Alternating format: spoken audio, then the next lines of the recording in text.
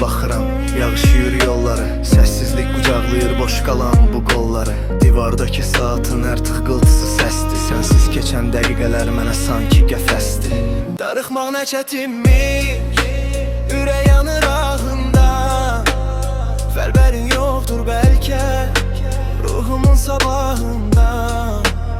Gözlərim yola dikilir bir ümidin izində. Adın hələ titrəyir dodağımın sözündə. Xatirələr canlanır, hər küncdə izin qalıb. O şirin gülüşlərin qəlbimdə dərin qalıb. Külək pıçıldayır mənə, bəlkə dönərsən deyə. Bu sonsuz intizarı sevgimə verdim hədiyyə. Darıxmaq nə çətinmiş, ürək yanır ahından.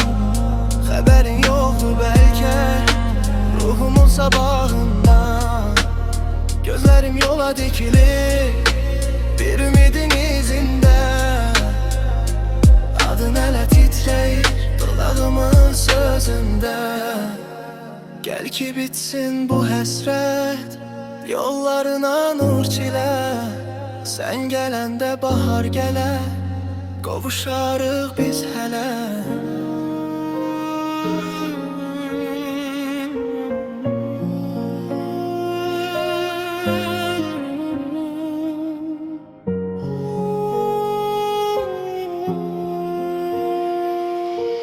Pəncərədən baxıram, yağış yuyur yolları. Səssizlik qucaqlayır boş qalan bu qolları.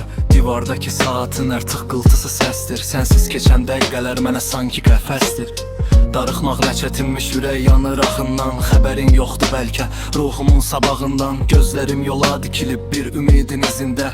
Adın hələ titrəyir dodağımın sözündə. Xatirələr canlanır, hər küncdə izin qalıb. O şirin gülüşlərin qəlbimdə dərin qalıb. Külək pıçıldayır mənə, bəlkə dönərsən deyə. Bu sonsuz intizarı sevgimə verdim hədiyyə. Darıxmaq nə çətinmiş, ürək yanır ahından. Xəbərin yoxdur bəlkə ruhumun sabahından. Gözlərim yola dikilib bir ümidin izində. Adın hələ titrəyir dodağımın sözündə.